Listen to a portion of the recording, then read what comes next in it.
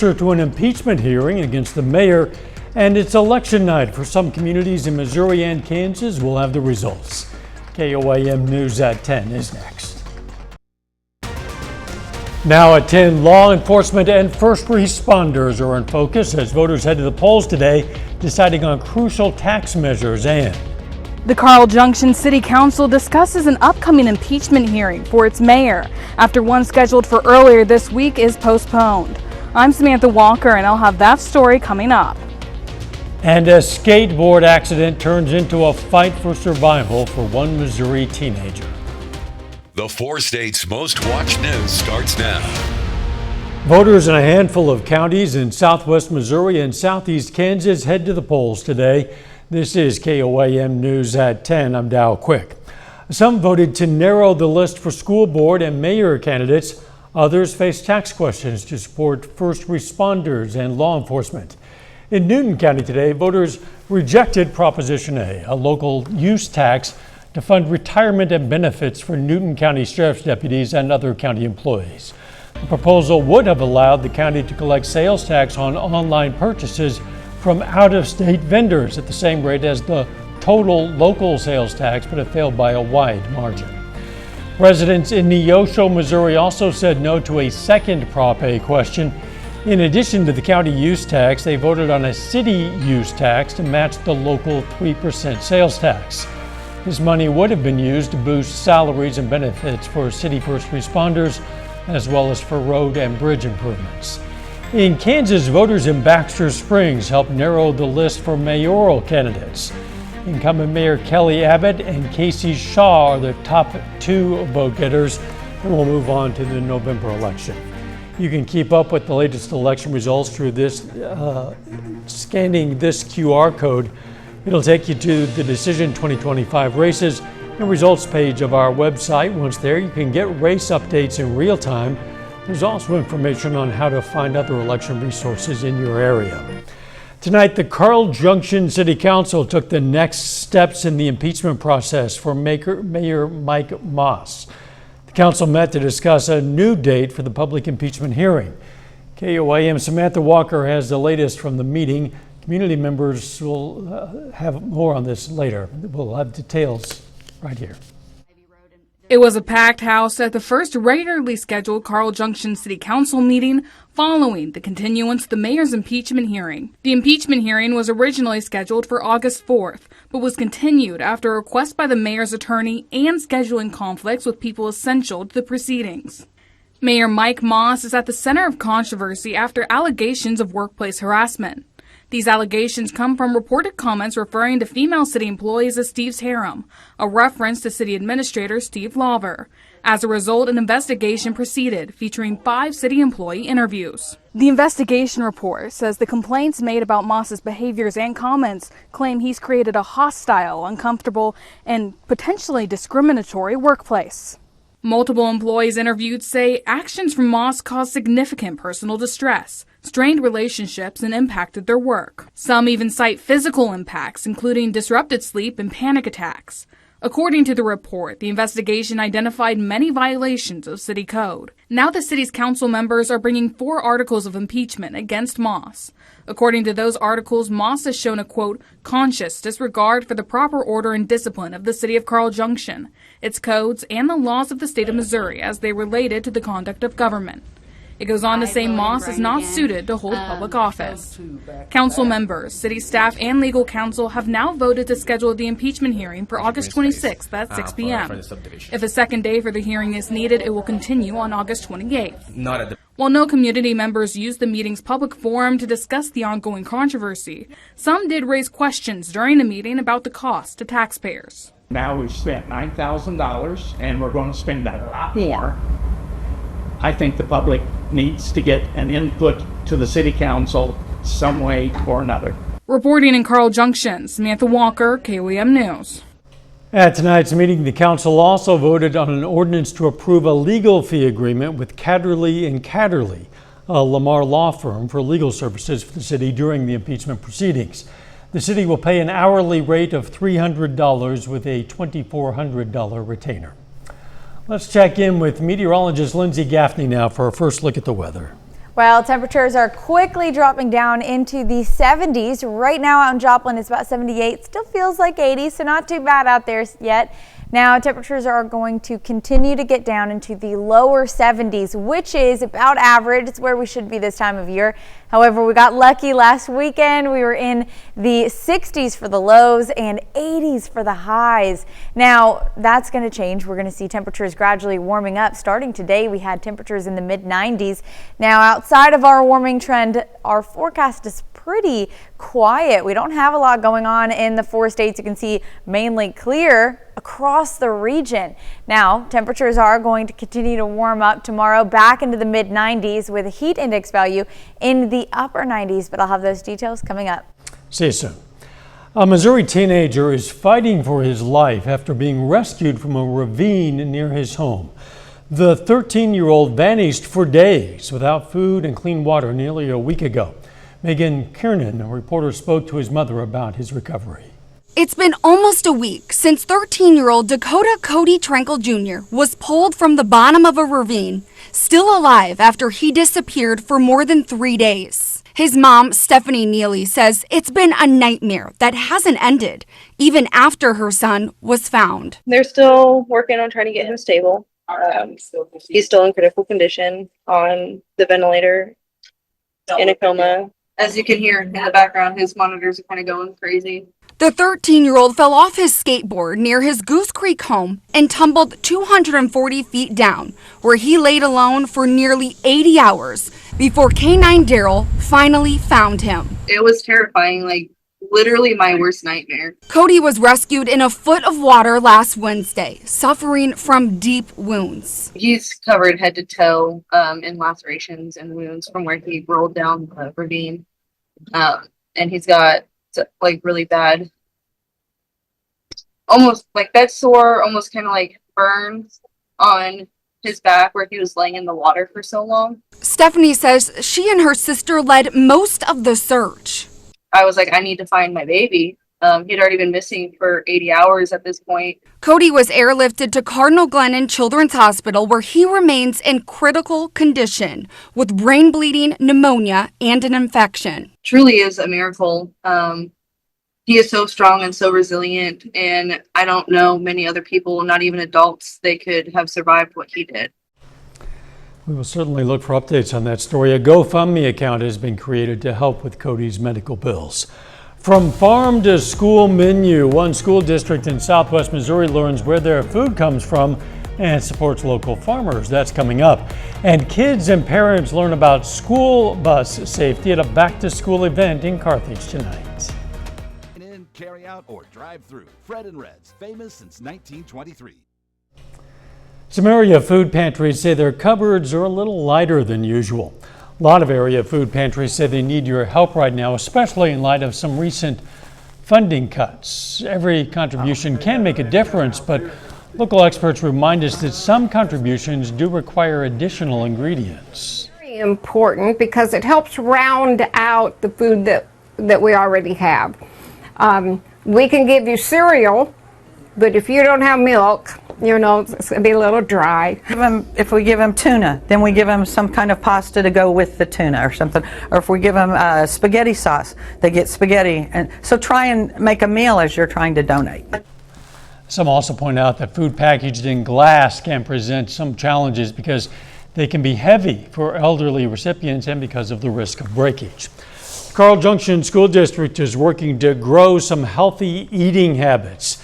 It's one of 9 districts in a multi-state region to join the 2025-26 Heartland Farm to School and Early Care and Education Institute. The nutrition and wellness staff will connect with local farmers to procure local foods. The idea is to help students learn about the food system as well as promote local health eating habits. Things that are procured and eaten locally, they taste better, they look better, they have more nutrients available to us because there's less amount of time from the time that it was picked to the time that you're eating it. So I think and I hope that they'll start to enjoy their fruits and vegetables more. The program will feature various fruits and vegetables as they're harvested. This month, the program features watermelons. It is back to school season here in the 4 states, and some students in southeast Kansas and northeast Oklahoma are getting some extra help. Today's back to school fair at the Route 66 soda fountain in Baxter Springs offered free school supplies, haircuts, health screenings, clothing, and more. It's very rewarding. Our staff is very big into putting our lives to the side and how can we help our community and give back. Students from pre-K to 12th grade in Riverton, Baxter Springs, Galena, and Quapaw could also enter to win a bicycle. Bus safety takes interstates tonight at the All Aboard Back to School Bash at Carthage High School. Families toured a school bus, met the Carthage R9 transportation team, and learned some safety tips to keep their students secure on the road. Along with grabbing backpacks, families completed their registration to make sure everyone had their bus route info for a safe and confident start to the school year.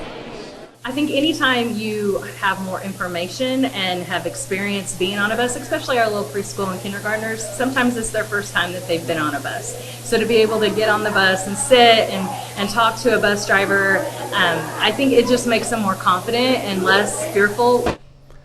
Attendees also had the opportunity to enroll in free and reduced lunch programs and connect with local agencies like Bright Futures that provide support to students and families. With so many young students heading back to school in the coming weeks, many proud parents are going to want to share pictures of their kiddos on social media. Just be mindful of revealing personal information. Their full name, name of their school, grade, age, and other identifiers can be used by predators and scammers. A reminder to keep the personal information to a minimum, and it's going to go a long way to ensuring your kids have a great and safe school year. If you're looking for events right here in the 4 states but don't know where to turn, don't worry, we've got you covered. This handy QR code will take you straight to the events page of our website, koamnewsnow.com. Just scan it with your phone. You'll find information on all kinds of upcoming family fun events, including plenty of information on back-to-school events. That's the events page at koamnewsnow.com. A little later, the Joplin Outlaws begin their title defense tonight against the Texarkana Rhinos. Ryan has details coming up in sports. And we have a heat wave for the rest of the week. I'll have those details coming up. At Arvest Bank, we believe small business. Save more at Ron's. Well, unfortunately, the days of temperatures in the 80s are come to a close. Today we got up to the 90s, but overall it was a nice day. You can see clear skies out in Indigo Sky Casino and Resort. That's out in Seneca, Missouri. Now, our high for the day got up to about 94 in the Joplin area, but we were in the low 90s across the region, which is about average. Now, our low was a few degrees cooler than where we should be this time of year. That's thanks to the cooler temperatures that we had yesterday. All that is coming to an end, though, as we continue into the rest of the week. Temperatures are going to continue to climb, but luckily for us, we still get to see a lot of sunshine and clear skies. That's pretty consistent through this evening as well. But temperatures are going to be a little bit warmer than yesterday. We're getting into the low 70s, which is near average, so where we should be this time of year with clear skies and a light southerly breeze. That southerly breeze is just going to bring in those warmer temperatures for us on Wednesday. Now, we might start Wednesday mid-morning with a few clouds out in southeastern Kansas and storm chances out there in our far western counties. Might make it in all the way to Independence, Caney, Coffeyville, maybe even Parsons will get a shower or two, but then that pushes down near Bartlesville and then out of our area. But by 2 to 3 p.m., we're still getting some pretty overcast skies across our central counties. Then we're clearing out for the rest of the evening on Wednesday, back to clear skies. The same deal starting off Thursday morning. Might have a couple of clouds out there, but overall Thursday is going to be a really sunny day all afternoon. However, we are going to see those temperatures just continuing to warm up by Thursday and our hottest day, which is Friday. So as we get through the start of your morning on Wednesday, we're going to be in the lower 70s, but warming up to the mid 70s by 8 a.m. Warming up through the 80s by 11 a.m. up to about 87, so close to 90, with our high in the mid 90s.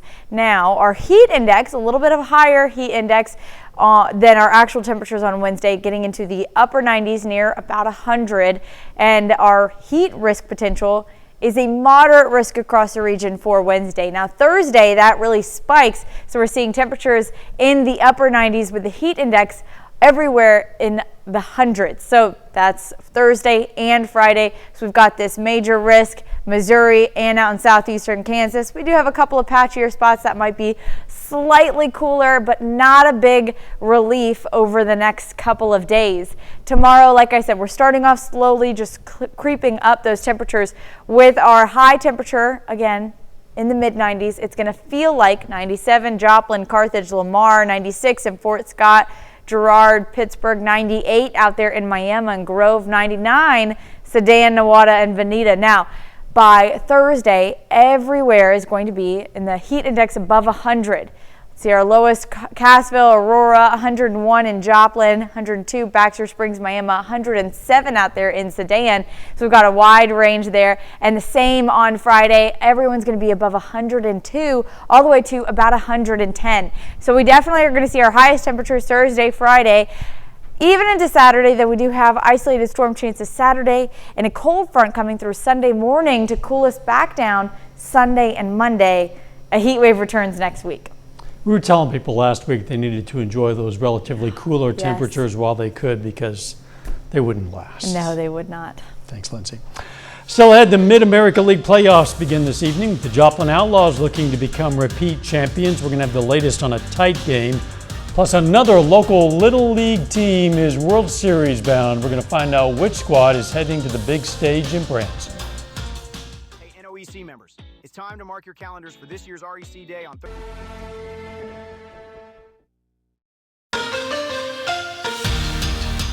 The Pittsburgh and Webb City 12 and under All-Stars proudly represented Kansas and Missouri in the Little League Midwest Region Tournament over the weekend and into Monday. But there's another 12U squad in our area that is World Series bound. The Frontenac All-Stars are gearing up for the Cal Ripken World Series in Branson after winning the Midwest Plains Region Championship. And the big stage is nothing new for this star-studded squad as Frontenac. This group has prior World Series experience, and despite being from a small town, the All-Stars are ready to shock the world under the bright lights. This group qualified for the World Series 2 years ago as 10-year-olds in Crown Point, Indiana. And so for 2 years, this has been our goal to get to Branson and compete in the 12-year-old World Series. You know, it's a great experience for a small town like ours to send a team there. The boys, they believe that they can compete, and that's all we ask. We're going to play really hard and go out and represent our town community really well. We practice hard. We've been practicing for about 2 months, 2 hours and 30 minutes, around 3 hours every day. No breaks. So even though we're a small town, I feel like we could really be some competition for some of the teams. Frontenac is relying on their past experience a couple of years ago to prepare them for the competition they will face. The All-Stars' focus entering the tournament is to take it one matchup at a time with the goal of winning one game. Traditionally, Kansas has not won very many games in the history of Cal Ripken there. So we want to go out and play good baseball, but the goal number one is we want to win one game. And then we'll go on to the next game and from there. With our past experience a couple years ago, where we're at with our pitching, I don't think that's out of the rim of possibilities for us to make the championship bracket. But number one, we want to win a game. The fact that we're even there, I mean, that's really exciting. And the fact that they're going to figure out who we are after this, it's going to be fun. They probably don't even know where we're from, so we're just going to show them how we play. The All-Stars hit the road for Branson tomorrow morning and will play their first of 3 pool play games on Friday at 9 a.m. against the Oregon invitee, Westland Baseball. The Joplin Outlaws' quest to become back-to-back Mid-America League champions began tonight with their playoff semifinal matchup against the Texarkana Rhinos. The top-seeded Outlaws coming off a historic regular season performance, finishing with a 47-15 record. Joplin is heading back to the championship series, defeating the Rhinos 5-4. Mercale Turner leading the way with 4 RBIs. Garrett Springer knocking in the game-winning run back in the 6th inning, and they will face the winner of the Shadowcats, Flying Bison, for the title. On Monday, the Royals and Cardinals continued their respective road trips. Kansas City and Boston to take on the Red Sox, St. Louis and Los Angeles battling the Dodgers. After dropping the series opener 8-5 last night at Fenway, Kansas City had Ryan Bergert making his first start in the Royal Blue, and he delivered. Career-high 5 2/3 innings, charged for only 2 runs. However, a 3-run 7th inning fueled the Red Sox to a 6-2 win. KC has now lost 7 straight series to Boston, and they'll look to avoid the sweep tomorrow with Michael Wacha on the mound. As for the Cardinals, they took Game 1 against the Dodgers 3-2 on Monday. Mason Wynn and Ivan Herrera each hit a solo home run, but it was Yoel Pozo playing the hero once again, knocking in the game-winning run with a pinch hit RBI single in the 9th inning. However, the Cards trail 5-2 in the 4th inning with 4 home runs already hit in this one. Nolan Gorman going yard for the Cardinals, Teoscar Hernandez and Max Muncy, who's hit 2 long balls, powering the offense for LA. Royals needing to get some wins, struggling in Boston, but if they can avoid the sweep tomorrow, then go to Minnesota, who had a rough deadline, turning off some pieces. They got some chance for some wins. Yeah, and they are in that wild card race. They need to stack up any wins they can get. As many as they can get. That's the story. We'll be right back. Look at this. Miami, Oklahoma residents turned out at the city's splash pad in droves and enjoyed the 2025 National Night Out. It's where they met police, firefighters, first responders who serve the city. Police cars, fire trucks, and ambulances were on hand for the crowd to see, as well as a food truck and a dog or two, and summertime splash pad events for the kids. This is a national event that's been going on for a while, and Miami's never taken part in it before. Our new police chief came in, he's trying some new stuff, and this is one of the great ideas he's brought to town. Just getting them to be able to see that stuff and see all the cool things that we do and just have that interaction with them and see the smiles on their faces. It's community engagement, and it's showing them that we're people just like they are. That's a great lesson for the kids earlier. Also, the kids got to hop into this driving simulator, so that's kind of fun for those kids, I'm sure. Definitely a fun day. It's a good day to be at a splash pad because it's been hot out there. It is. It is getting hotter as we continue into the week. Temperatures on Wednesday mid to getting up to upper 90s, and that is pretty consistent for the rest of the week. Upper 90s, near 100. Final sports note. Outlaws are one step closer to becoming that mini dynasty, getting back-to-back championships in the Mid-America League. They got 2 more wins, and then they'll be crowned repeat champs. Thanks for joining us. We'll see you tomorrow. Let's make it a great one.